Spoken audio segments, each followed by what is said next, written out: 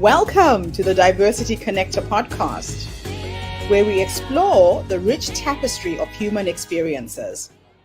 I'm your host, Gertrude Mache, and I'd like to acknowledge the traditional custodians of the country on which we meet today. I would also like to pay my respects to elders, past, present, and emerging, and together as we dive into conversations that bridge cultures, challenge stereotypes, and celebrate the unique perspectives each of us brings to the table. Each episode is a journey through stories and insights from a kaleidoscope of voices, each sharing their colorful narrative.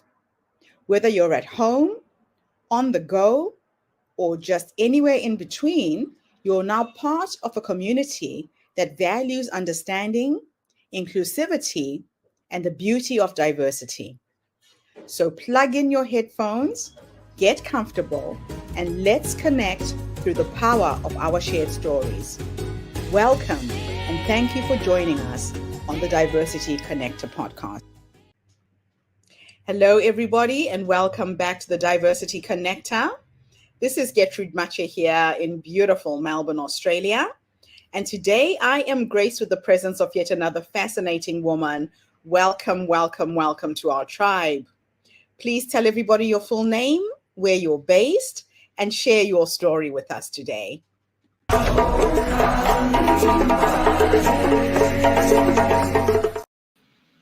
Hi Gertrude, thank you very much for inviting me on the Diversity Connector live stream. It's wonderful to join you today and to have this opportunity to speak with you all. My name is Councillor Antonella Celli, and I've just been recently elected to Deputy Mayor for the Mornington Peninsula Shire, which is such an honour and a privilege to be elected by my peers to serve a term as Deputy Mayor for this coming year. Previously, I had been Mayor of the Mornington Peninsula Shire in 2014, which was an absolute phenomenal year for me. But my background in getting into local government started in 2005. My family and I had moved to the Mornington Peninsula, a brand new community, knew nobody here. And we thought, well, we better start, get to work in getting to know the community. And in 2005, there was a ward that opened up, Cangeron Ward, which took in Jemana and Safety Beach. And part of the campaign strategy was you go out there, get to know the community, do a little bit of door knocking, and run a campaign. So I had no idea I had to run a campaign, no experience in local government. My background was in PR, marketing, and health and wellbeing. So I've just come out of the health and wellbeing sector to run for local government. So it was an interesting journey and an interesting decision for me. So it was very much a heart call and an adventurous journey into local government as I went out there and got to know the community, door knocking. I've familiarised myself with the many issues on the Mornington Peninsula. In particular, there wasn't enough facilities or awareness and help for our young people on the Mornington Peninsula. A lot of the pavilions and community halls needed upgrading. There was a lot of services that weren't available for women, families and children. So as I went along and I started to learn about the community, there was just something inside of me that stirred up, and I wanted to be in a position where I could make a difference to policy and how the municipality was actually governed. So it was an interesting journey. I did run in 2005. I've run 6 elections on the Mornington Peninsula. I failed 2, but I did eventually come in 2010 on a by-election. So that was a wonderful opportunity, first-time councillor, and it was a running of about 7 people as candidates. It was quite controversial and adversarial, being new to the community as well, but I did manage to come in 2010. Then in 2012, 2016, I actually managed to come in on primaries. I was the only councillor to manage to come in on primaries in 2016 and close to in 2020. So it's been quite a journey coming into local government, and the election process is quite a fascinating journey to undertake as well. So for me, it was learning a lot as I was going along and drawing upon mentors as well through the Australian Local Government Women's Association, the VLGA, the Victorian Local Government Association, councillors and other peers that were also my support networks as well. So it was a fascinating journey coming into council. And over those years, it's been amazing on being in a position as an elected representative. You get to know so much about the community that you're serving. Across the Mornington Peninsula, it's 720 square kilometres. We have about 42 townships, 3 main activity centres and a population of 154,000 people. So it's quite diverse. I'm the councillor for the Seawinds Ward, which is on the Port Phillip Bay side. So that takes in Capelsound, Macrae, Safety Beach, Dramana, and a little bit of Mount Martha. So it's very coastal villages, coastal townships. And it was interesting, everything that pretty much I had on my election platform in the last 13 years that I've been on council, I've managed to feed into policy, into budget process, and actually get them built and achieved. So we're looking at things like the Yawa Aquatic Centre, the Olympic Park, Sports Pavilion. We have a new youth hub that's being built in Besgrove Street for our youth as well. That's in Rosebud. So very excited about the flourishing of the youth hubs and services actually for Rosebud in my ward over the 13 years. And the most significant, I think, that I'm very, very proud of was in 2012, there was a threat to our wetlands, which is in Tukguruk. It was open and it was being threatened by development that wanted to see quite a substantial subdivision there. And it was a fascinating process to start at the council table to actually call upon the council to do a SWOT analysis on the Tukguruk wetlands, where we had a look at the statutory and strategic planning scheme that surrounded the wetlands. And over the years, we managed to make changes and amendments to the planning scheme. We managed to save the wetlands. The Shire publicly acquired the wetlands for the community as well. So that's preserved and protected in perpetuity. So we have a Tukguruk Wetlands Management Plan now that the stakeholders are very much involved in, and the protection will continue out there. For the wetlands in Tukguruk, there's still a lot to do, of course. On the Mornington Peninsula, we have outdated pavilions and services, especially with women coming into participating in sports and into community life in general. We have our young people emerging. We have a strong arts and culture and music industry as well. So we need to make sure that our community halls are upgraded, renovated and up to standards so that they can actually come in and utilise those facilities. And what's been most important for me is removing the bureaucratic barriers that actually haven't interfaced well for our community. And it's only by creating good policy with and for community that you can actually reduce the bureaucratic red tape so that the community can use our public facilities and interact and get together with their community of interest as well. On the Mornington Peninsula, we have a strong ageing population as well. So about 35% are over 60 on the Mornington Peninsula. And we have a strong Peninsula Advisory Committee of the Elders that help us steer our positive ageing strategy across the Mornington Peninsula. So we have our seniors, we have a strong U3A presence and senior clubs across the peninsula. And we're also very mindful of working on universal design and intersectionality policy going into the future so that we can really have a holistic view of the people in our community and how they're interacting and using our community, our public open spaces, our playgrounds, as well as also maintaining our coastal areas as well. We have 10% of Victoria's coastline on the Mornington Peninsula, so that's about 192 kilometres worth, and that's scattered through the southern peninsula, the northern peninsula, and also the western port as well, where we have significant Ramsar wetlands on that side as well. And the Mornington Peninsula is actually part of the biosphere.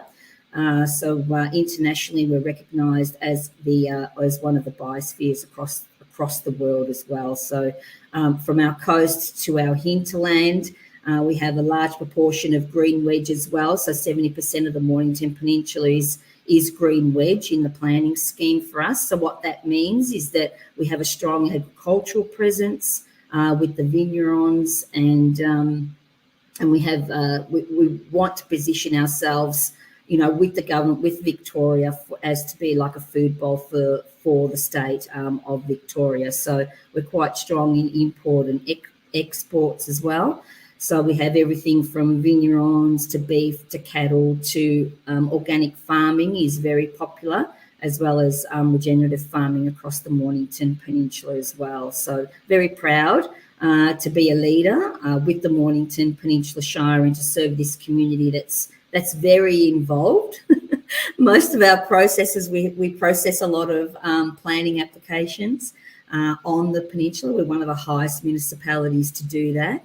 So it makes it quite interesting, where we don't want overdevelopment coming on the Mornington Peninsula. How do we keep that balance, that we put the housing and develop housing, in our activity centres close to the limited public transport that we've got. So we have some very strong advocacy positions in regards to improving public transport across the peninsula. Recycled water is very important for us, especially for our agricultural growers. We have millions of litres of water that go out at the Gunnamatta waterfall outlet there, and we've been lobbying to reticulate that water and bring it through to our agricultural and farming properties, so that water supply can be relied upon on the Mornington Peninsula, rather to it, sort of going to waste. So we do have our challenges, our opportunities, in that we have high tourist population on the Mornington Peninsula, and over a tourist season we get about 7 million tourists that come and visit our beautiful place. And on the Southern Peninsula, which is where my ward is, we have about 5 million that come across. So that poses, it's great that we have the tourism that comes in, great for our economic development boost, which is wonderful. Our hospitality and our employers on the Mornington Peninsula, we have a lot of SMEs, small to medium enterprises on the Mornington Peninsula. And at the moment, obviously, nationally and locally as well, we have declared a housing crisis. We're actually doing some strong advocacy so that we can get some more affordable housing on the Mornington Peninsula, but not only for those that are in housing or at-risk housing, but also we find that to attract workers to the Mornington Peninsula, there's affordable accommodation is very important, so that our hospitalities and our businesses can actually employ and retain workers on the Mornington Peninsula as well. So there's a lot to sort of consider.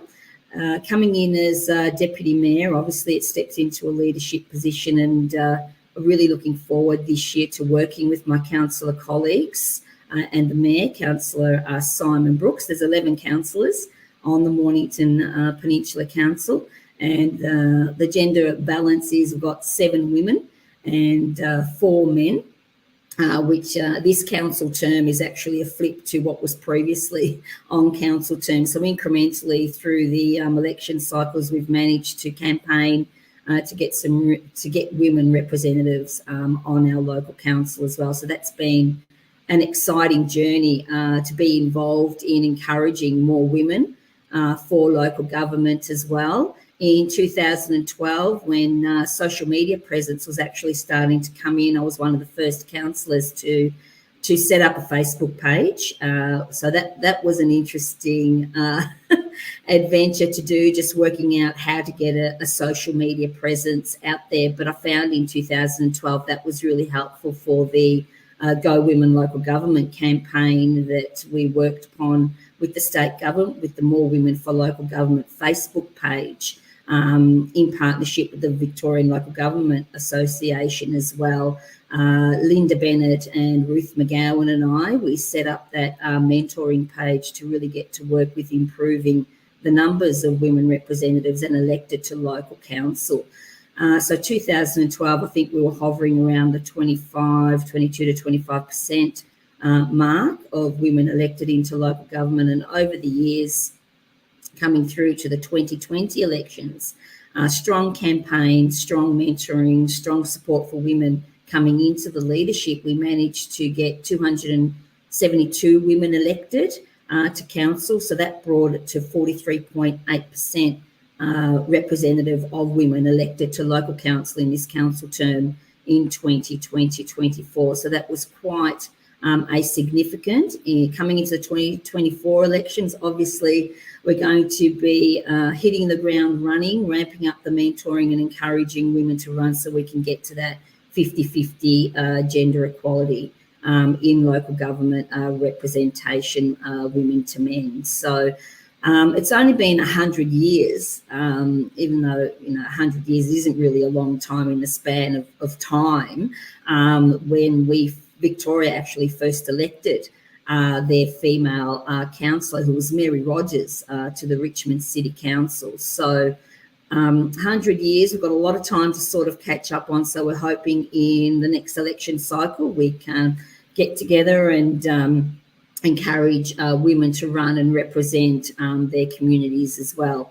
It's quite challenging being in local government. The VLGA and the state has actually run some substantial surveys to find out women's experience or councillors' experiences in local government. And there are some barriers that women face that survey actually did reveal. So that's my story so far in a nutshell, Gertrude. Oh, wow. Deputy Mayor, you are in an interesting position, especially as you say, everything is young, everything is new, and it is a challenge to bring women on board in local government. But how do you approach fostering diversity and inclusion within the governance of Mornington Peninsula? Yeah, it's over the years, and in particular since I've been a delegate on a lot of committees. So the Disability Action Group. We've also worked with the Health and Wellbeing Committee. We have the PACE Committee for the elders as well. So working with the advisory groups that are representative from the community, we've been able to shape policy so that we've been able to actually raise awareness of the different community of interest groups out there, the called community, people with disabilities especially, through universal policy design. We've been able to really identify diversity and promote awareness for inclusion in our community, and also embarking on the gender equality strategy as well, as governed under by the Gender Equality Act that the state government has also led as well. Now, in terms of community engagement, what policies do you employ to ensure effective and inclusive engagement with a diverse community within the Seawinds ward and the wider Mornington Peninsula? Yeah, I know that there was a concentration this council term because there were changes made to the Local Government Act on a more inclusive community engagement processes on all our policies and strategies and budget. So we actually revised our community engagement strategy to come in with the Gender Equality Act, the Discrimination Act, and a lot of state government acts as well that feed into the community engagement policy, to make sure that when we do mount a campaign that we're looking at a lot of diverse views, getting more that, women to men balance on the advisory committees, being mindful and raising more awareness to be inclusive of the COLD community as well, the LGBTQ plus community. So we've really put a spotlight on the more, marginalised communities out there that usually haven't had an opportunity to have a say. So we actively and proactively go out there to make sure that we do have that inclusiveness when we're going to community engagement. We've also set up, for the first time this council term, citizen advisory panel as well. So every year we go out and we put like a ballot system, and we choose about 50 people from the community to participate on the citizens panel. So we're very mindful in that criteria as well, that we have diversity and inclusion criteria. male, female, called community, different ages as well. So we capture from, you know, our older citizens to our younger ones as well. So we're very mindful in setting up that criteria as we go out and do that ballot to choose from the broader community as well. Okay. So looking over your 12 years in local government, what would you say are your most significant achievements and the biggest challenges that you faced so far? Yeah, well, over my 13 years being in local government, I think the biggest achievement was realising a dream for the community, which was the Yawa Aquatic Centre, which is now built in Rosebud. I mean, that project was visioned over 20-something years ago by community. So it was a project where it was on the table, off the table over the 13 years. We thought it was going to be built in the between 2012 and 2016. It wasn't, and then the 2016 elections, actually there was a community mandate for whichever council got in. The community wanted to see progress to get that aquatic centre built. So I was very privileged to get the support of councillor colleagues of the 2016 to 20 term as I moved all of those amendments, all of the motions in the reports that came to council. So it was an absolute privilege to lead, to be the mover on all of those officer recommendations, move amendments, negotiate with colleagues to actually get a really good outcome for the Yawa Aquatic Centre. And also the Tukuruk wetlands that I touched on before, so protecting our natural environment. There was quite a significant threat by a developer who owned most of the wetlands, that they were going to divide it up into a 99-lot subdivision. All of the wetlands, it was just going to disappear in one planning application. So again, with the support of my councillor colleagues there, called in reports to get that all done, to look at a SWOT analysis, because no one had ever done that before. And together through the council terms, we worked on the Tukuruk Wetland Management Plan, worked with state government stakeholders, community stakeholders, community environment groups as well, who contributed to changes to the planning scheme. So we actually acquired the land and then made appropriate planning scheme amendment changes to add more protection to that wetland in perpetuity. So it's a good thing that council is very aware of the conservation needs for the community as well. Oh, absolutely. We have a very strong and active community that comes out for the flora and the fauna, the natural environment, also our wildlife on the Mornington Peninsula. And then to balance all of that out as well, we're very mindful of our homelessness situation on the peninsula and community welfare and community development that also needs to be done. It's all good and well to sort of build infrastructure, but you've got to make sure that that infrastructure is able to be used for our community, and they can relate to using that infrastructure as well. So we've also worked very hard as a council to promote our arts, culture and music industry on the Mornington Peninsula, which for many years they were sort of like on the peninsula, but the spotlight wasn't shone on them for their needs and how they needed to interact and become known across our community as well. So we've supported our arts and culture strategy as well, and developed a new grant framework as well. So we invest over $500,000 in grants to help support our arts and culture and music community on the peninsula. That came really, that was a really highlighted after we came out of COVID, and the impact of that COVID had on the arts and culture and music industry that totally decimated it. So as a local government and a council, we made it a top priority to make sure that we put a strong framework so that they could thrive and survive in our community, and we could help them as well. Now, as the chairperson for the Health and Wellbeing Committee, could you discuss some key initiatives that you've championed to enhance community health and wellbeing? Yeah, definitely. I think the signature policy that we've been sort of working on has been the smoke-free policy, actually. Across the Mornington Peninsula. So we very well know the research and the impacts on the burden of health statistics that smoking contributes to.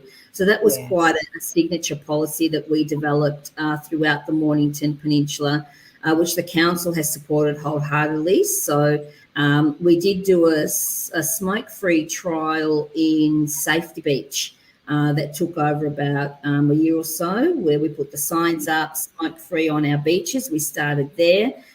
Put up smoke litter bins, and that was quite a successful campaign that we did there. So now we're actually starting to work with the policy and rolling it out to our public areas and also our sports pavilions and community halls as well. So we've tried to bring the community along on that journey, because it's quite a transition to raise awareness on the risks of smoking on the morning and the impacts of smoking. But obviously the latest trend that we've also had to add to that is vaping as well, and how that is impacting on public health. So we've had to make sure that our policy has remained contemporary as we start to roll that out. So smoke-free policy, definitely a signature document through the Health and Wellbeing, and also the Gender Equality Act and women's rights. This, we're entering into the 16 days of activism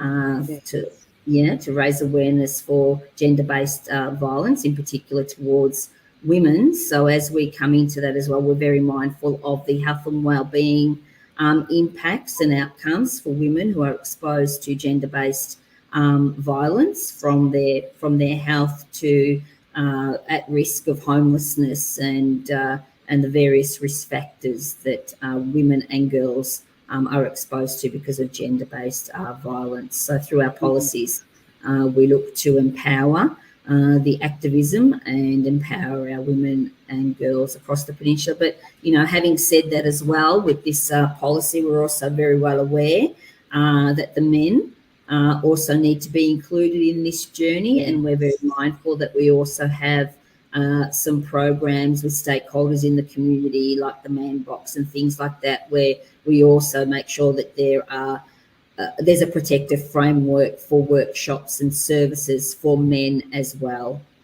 as women. So we try to keep, the balance as good as possible to protect everyone in our community. That's excellent to know, because a lot of times when we're advocating for women's rights, we forget as women to bring men to the table, and nothing will change for the condition of women and children worldwide. So that's really excellent to know.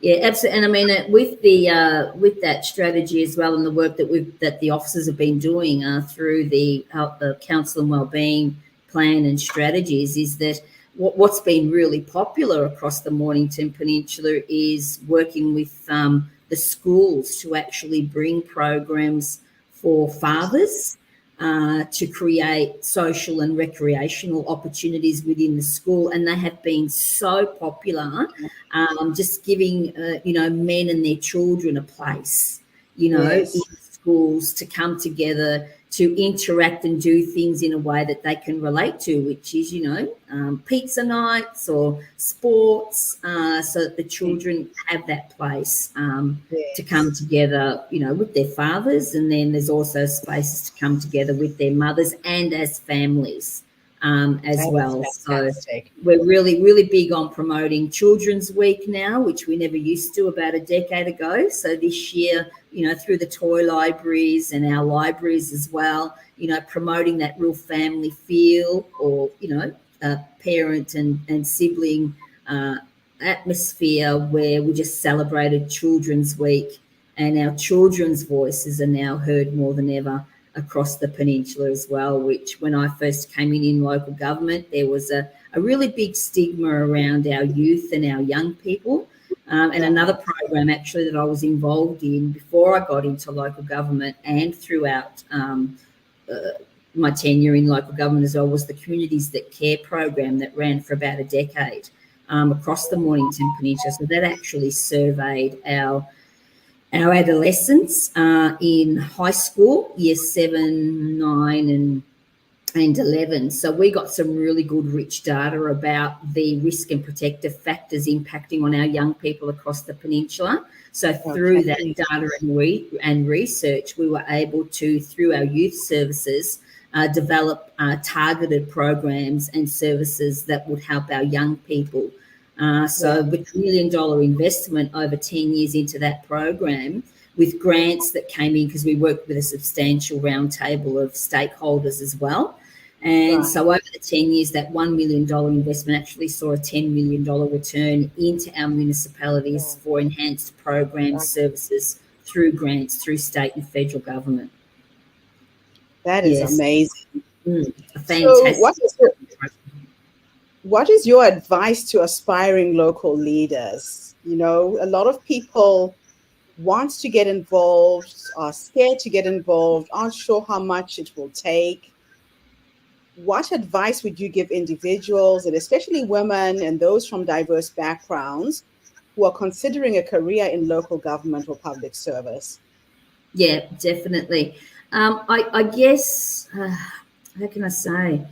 If someone is looking to come into local government, I think it's really important to have the vision and the goals and the objectives that you need to know why you're coming into. I think the why is really important coming into local government. And when I say that, I don't mean that you have to have all the answers of what you're going to do, you know, when you come into local government. It's about starting with the one or two goals that you have and really putting yourself in a position and wanting to put yourself in a position to run for a leadership position such as local government, so that you can seed those ideas in the policies and the strategies and the opportunities that you have coming into that leadership position. So I think the why is really important, and then to find out through mentors, councillors that are already in local government, to do the research to find out, well, how you can then use local government as a vehicle and a tool to help influence the change that you're wanting to. So research is really important. For me, it started off with just a notepad of ideas of feedback that I got from the community. So if there are pressing issues out there in the community, think, I think I could really help the community with this one. I think I could really go for a position of leadership where I can bring my voice for the community around the table to affect a change in policy. So it's quite exciting. Once you develop a drive to actually want to come into local government and you do your research and you find out the how, it just really gives you the confidence to then run for the campaign, run for the election. But I really can't emphasise enough how important mentors are. So for women, we've got the Australian Local Government Women's Association. We have the More Women for Local Government Facebook page for where we come together with members and we do like a countdown to the campaign. So we mentor with weekly tips.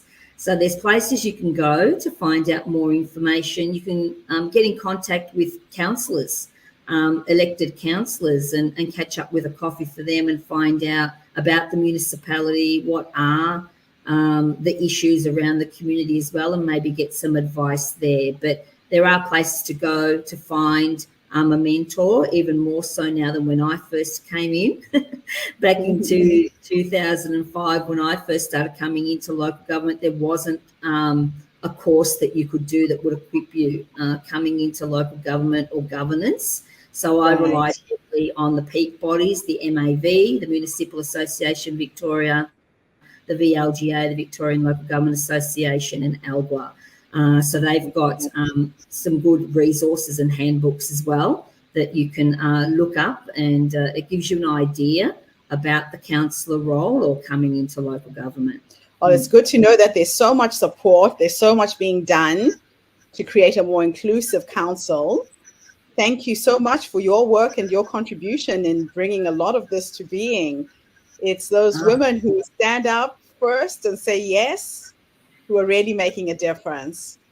Oh, absolutely, and it is. Once you give the yes, and you've got your why, and you're researching your how.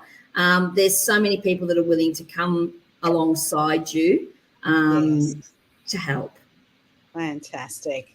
Yeah. Thank you so much for being online with us today and sharing this amazing story. It is inspiring to see women in leadership, and really we do need to see those role models. We need to see that it's possible, and you've really paved the way for a lot of women going forwards. Thank you. Wonderful. You're welcome, Gertrude, and thank you very much. And yeah, all the best. And thank you to everybody who's tuned in today. The Diversity Connector is connecting you with some phenomenal stories from all over the world, women who are forging the way in spaces where we are not normally seen. So tune in again tomorrow when I interview yet another amazing guest. In the meantime, have a fantastic day, morning, or evening, wherever you are in the world, and bye for now. And that's a wrap, everybody, on today's episode of the Diversity Connector podcast. Thank you for tuning in and being part of our vibrant global conversation. My name is Gertrude Mache, and it's been an honor to share this space with you, where voices from all walks of life come together to weave a tapestry of diverse perspectives. Remember, every story you heard today is a thread in the rich fabric of our shared humanity. As you step into your world, carry these stories with you and let them inspire you to embrace and celebrate the rich diversity around us. Don't forget to subscribe, rate, and review our podcast to help us share these inspiring stories with more listeners. Follow us on social media by simply looking for the Diversity Connector podcast for more updates. Until then, keep connecting, keep learning, and keep celebrating the beauty of diversity. This is the Diversity Connector podcast, signing off. Stay curious, stay open, and stay connected.